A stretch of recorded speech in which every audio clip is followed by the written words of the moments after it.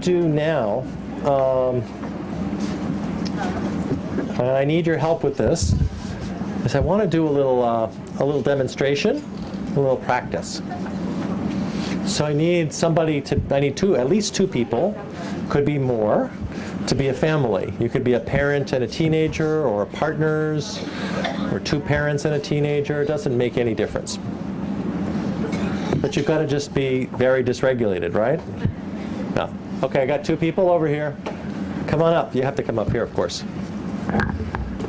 Okay, now, I know you want to record this. If I put the chairs out here, would that be better than the table, or is the table? We'll figure it out.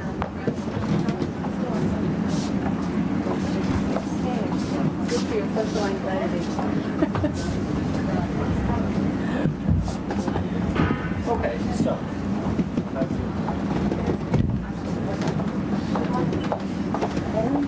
Alan, there is a problem with your volume, and the translator cannot hear you. Oh dear. Okay, so let me. Okay, so I think can you all hear? We're going to use this, we're going to share this microphone, okay?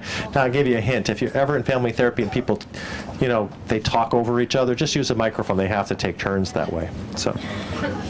Okay, I don't really stand up when I'm doing work, okay? So I really would sit down ordinarily, but I want to try to go back and forth between being in a therapy. No, this is okay. There's not really room for it, and I want to go back and forth between talking to them and then talking to you. So now, which one of you, what's your role? What are your roles here? You want a mother and a teenager? Mother. Okay, I'm the annoying mother. She's the annoying. Mother and teenager, okay. And you've been making some suicide attempts? Yes, she made me come up here. Okay, so now, in this work, we would say, now, presumably, at some point, you and I presumably have had a session and done what we're going to call a chain, and we'll talk about that in a minute. But we've unpacked, we've looked at the steps that went from wherever you were to getting suicidal and then making a suicide attempt. We've done some of that. Okay, now I'm assuming that your mom is relevant to this, right? Somewhere on the chain there. She did something and you reacted to it or something, okay? So as a therapist, I already have a sense for her psychological process, this is DBT, so that next slide that says key points, right? Emphasizing the role of emotion dysregulation in this process, and then thinking that she's lacking skills, but also being interested in what's the role that the parent is playing, okay? What's the role here? Either, as a cue, sort of pushing things along, or maybe ultimately reinforcing it, we don't know. So why don't you just tell us, would it be helpful for you to see what the chain would look like just with the two of us first? Would that be helpful? Yeah. Okay. So then, and what's your name? Ruth. Ruth and? Haya. Okay, so let's imagine that Haya's not here at the moment, and we've got a couple. So now this is, you've made a suicide attempt, you're medically stable, you've been discharged, and now we have a session, okay? And let's assume we've done we've got to organize. And let's say, okay, so Ruth, what happened? What happened? What happened on, Monday afternoon? When I tried, last time I tried to kill myself? Yeah, on Monday afternoon. No, when you overdosed, you took the bottle of pills, right? So when did you decide to take the pills? Was that impulsive at that moment, or had you decided earlier?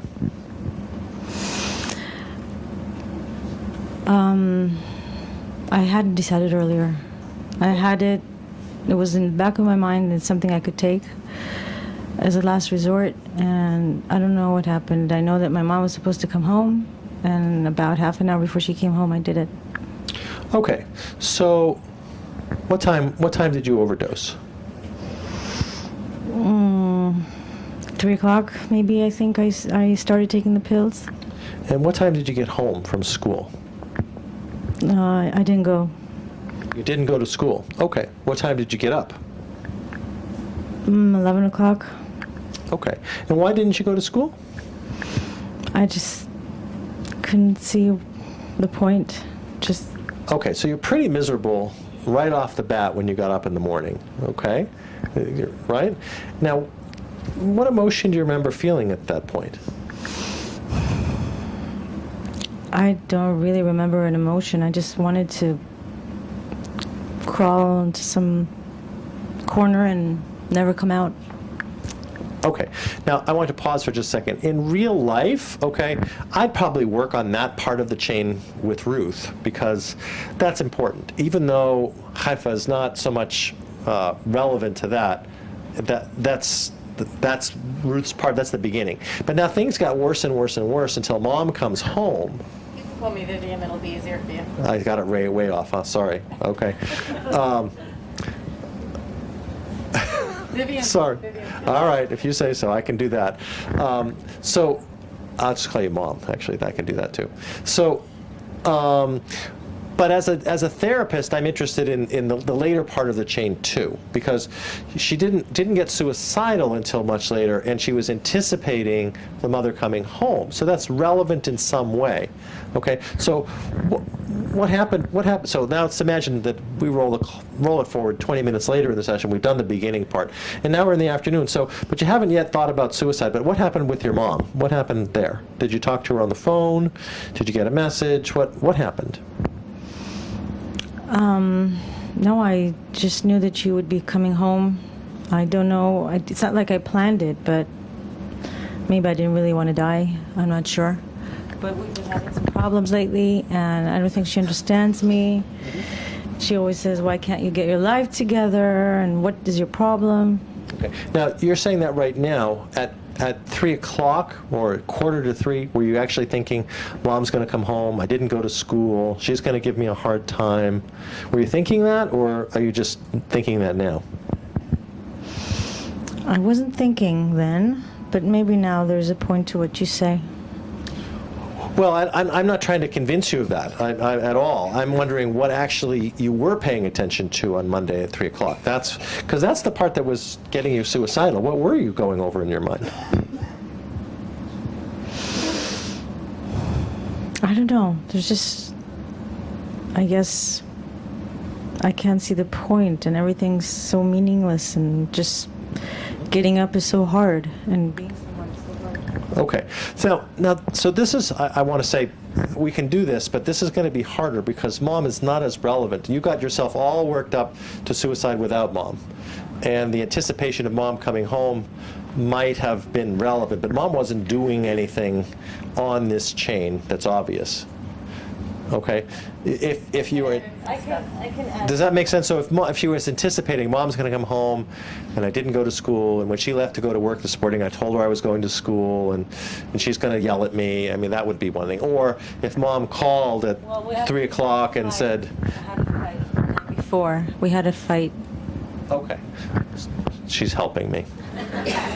But I mean, but not every suicide attempt is family relevant, right? Some things are not, and I don't want to make this into something it isn't. But so let's assume that you... Stand her. Yeah. So something happened on Sunday night. What happened on Sunday night? We had a big fight.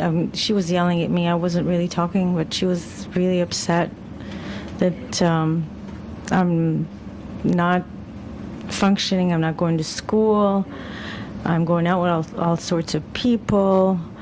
So you're feeling really out of control. And what emotion were you feeling in this argument with your mom? Do you remember? I was angry, very angry. What did she say to you? The biggest piece. The biggest piece was that she doesn't think that nothing's going to come out of me anyway. Okay. How did that feel? It looks like it didn't feel good. No, I don't know. I was I don't know, like the angry, but also like helpless. Okay, helpless, angry. I think there might even be more emotion there. I don't know. What if you told me that I'm never going to amount to anything? How would I feel? Angry, helpless. Well, that's what you felt, but I think you're missing something. I could be wrong, but I don't know. I would think that. What do I want from you? If you're my mother, what do I want from you? I want you to believe in me. Right.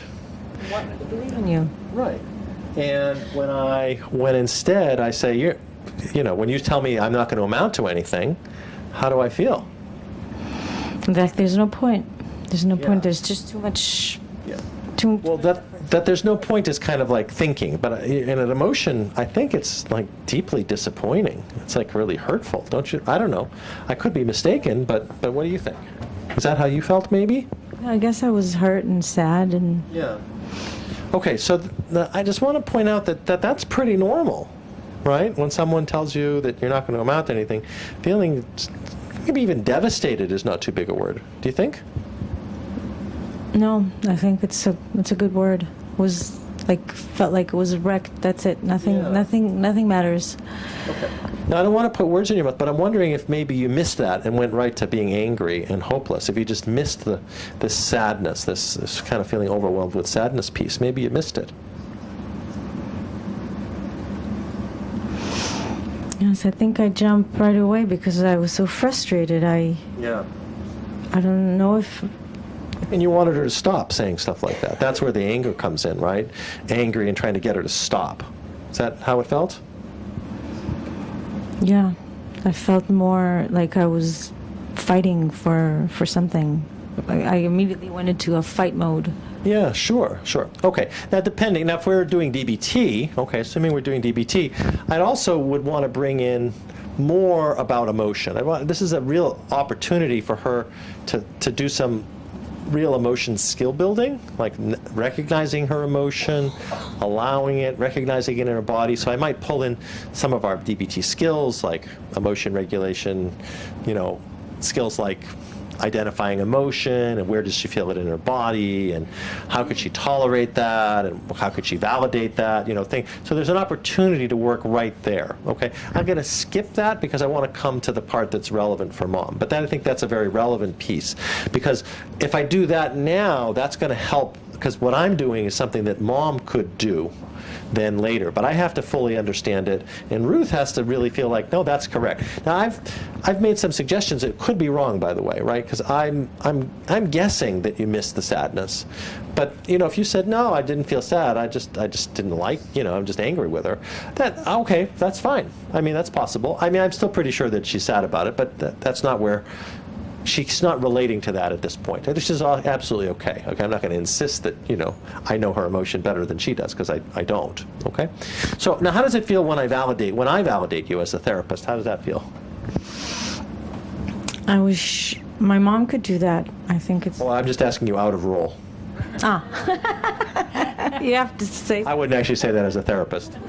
It makes me. How does it make me feel as a therapist? No, I mean, just in your role as the role as the patient, girl. when I validated you, did you notice anything? Did that orient you and did it organize you? Yeah, I think it helps. It helps name some things that might be unnamed. Yeah. Okay, that's certainly part of the point. Okay, so let's imagine then that we roll again, we go forward a few more minutes, and now it's after the argument with your mom. At what point did you notice yourself, was it during the argument or after the argument that you started thinking about overdosing? I don't think I thought about overdosing. I don't think I did, not that night. Just the other morning, the next morning, I got up, I was depressed, and I just wanted to just stop everything. Did you talk to your mom in the morning? No, and that I think maybe hurt because she didn't come to check on me. Okay, so now we've got the beginning of the chain has to do with mom, and then maybe she just slowly works up to it's all hopeless by the afternoon. Okay, so now let's imagine we work on some of those things that she can do differently. Okay, absolutely. Okay, but now mom comes in a couple of days later. We have a family session. Okay. So at this point, I think we can do a couple of things. But what I want to do is help mom see Ruth's chain But I need to understand mom's chain. Because obviously it's not just mom doing things to Ruth. Ruth is doing things to mom, okay?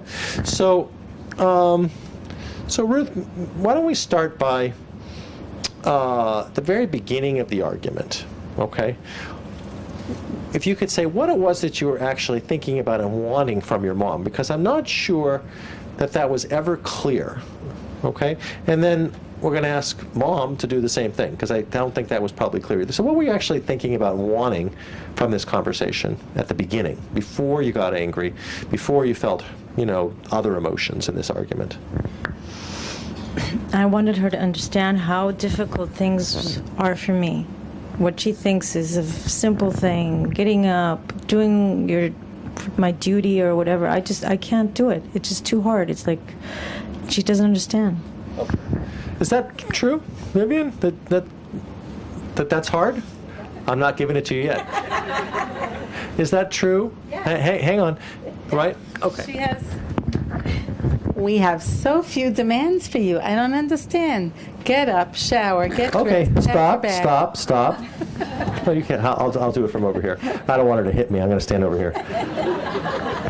Now, I just want to highlight there's a couple things. One is we're using this chain analysis with Ruth, this step-by-step understanding of her process, how she went from non-suicidal to suicide attempt, okay, and those key steps.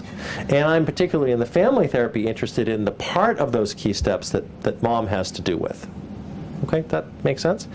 And the idea is, and somewhere this is in, I'm sorry to jump a little bit, but if we just jump down a couple of slides, you don't have this, but if you go down to the remote control. well, I know I don't want to blind them. It's okay. But if you just go on the next page that says example of the chain, and then you go down to the bottom, it says double chain. That's a graphic illustration of what I'm trying to do, the double chain. That Ruth has a chain step by step by step, and mom's also has a chain, and they intersect at different points. Sometimes they're having an influence on each other, okay? And sometimes they're independently having emotion and thinking and so forth, and then one of them says or does something, and they come together again, and then they're reacting and counter-reacting, okay? And all we're doing with the double chain is making a graphical representation of this conversation. Now, this is a terribly useful thing to do. I don't have a board where I'd write this out, but families typically love it to write out these double chains, because as we slowly go down the chain, we can actually put it up there, and I can say, okay, so I could put up these links. So, for example, I might say to Vivian, okay, so what you're saying is that it's a little bit like if I have, so I've got this bottle of water. If I had a hole in the bottom of the water, and it's just cracked, these things have a little seam where they're put together in the factory, and this seam has come apart and it's leaking, right? And so what if I said to you, well, it shouldn't be leaking. This is a defective bottle. This shouldn't be leaking. Do I put it on top of my very important papers? Because it shouldn't be leaking. Do you see? Good point. Yeah, you're kind of not accepting the reality. Now, what that also means is that what you're saying is that it's really hard to understand how this is hard for Ruth, because these same things aren't hard for you. You're different in this way. And that makes sense, right? Right. It's hard to understand when we're good at something, how somebody else isn't. Okay? She used to be great at all this stuff. That's part of it also. Yeah, so it's hard to understand. Okay, so let me give you an example. Tell me what you think about this. So imagine,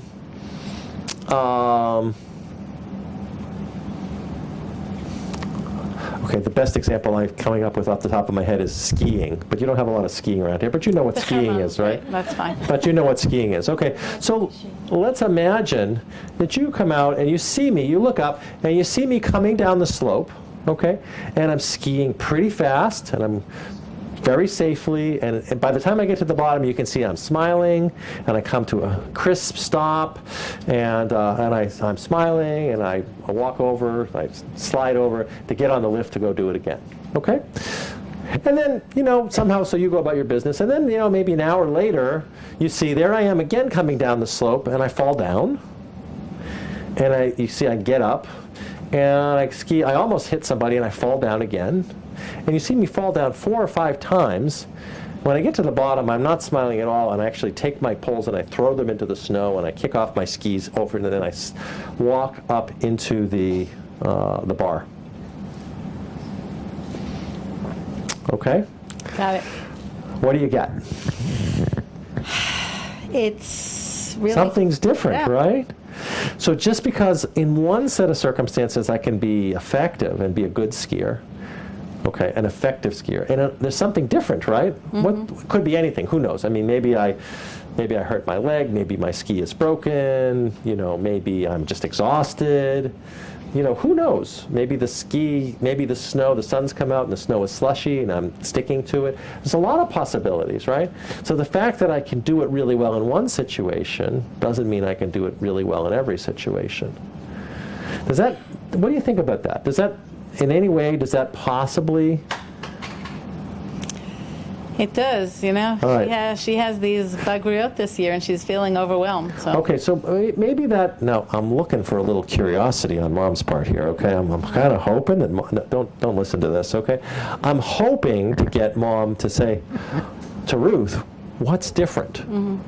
I want her to be interested in the difference, because that's the thing that's going to naturally lead to validation. If she can understand what's different, that'll lead to validation. Now, if she doesn't naturally do that, I have no problem pushing her in that direction, okay? It's DBT. We can be pushy. We can be very gentle, but we can also be very pushy, okay? So I already wanted to do that, but I was trying not to be too easy. that's okay. No, don't be easy. Don't be easy. No, and sometimes it takes several sessions to pull that out of somebody, okay? So, but I just want you to know where I'm trying to go. So I might say, so if you saw me do that with the skis, what would you say to me? You lazy bastard. You weren't trying. Can I say that? Sorry, Okay. Yeah, I guess what I you would say that need to to me? say is what happened. I love that. I love that. I could see it's very different. What's Yeah, going why don't on. you try that with Ruth? So what happened?